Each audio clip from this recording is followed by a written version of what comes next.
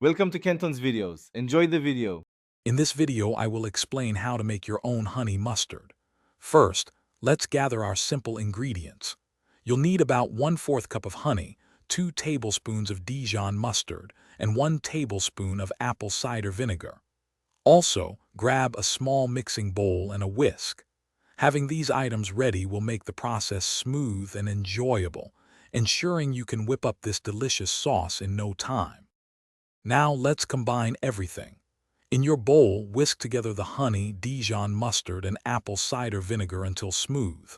For seasoning, add a small pinch of salt and a dash of black pepper. Taste the mixture and adjust as needed. If you prefer it sweeter, add more honey. For more tang, add a bit more vinegar. This is where you make it truly yours. Want to elevate your honey mustard? Try adding a dash of paprika for a smoky note, or a pinch of garlic powder for extra depth. For a creamier texture, stir in 1 tablespoon of mayonnaise. Once perfected, transfer your honey mustard to an airtight container.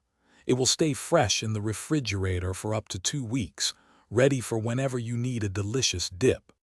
Your homemade honey mustard is now ready to enjoy. It's perfect as a dipping sauce for chicken tenders, fries, or soft pretzels. You can also use it as a flavorful spread for sandwiches or a zesty dressing for your favorite salads. The possibilities are endless for this versatile sauce. And speaking of upgrades, check the description for a link to the Shark AI Ultra Robot Vacuum and other great deals to upgrade your home. Thanks for watching. Thanks for watching. Consider subscribing if we helped you.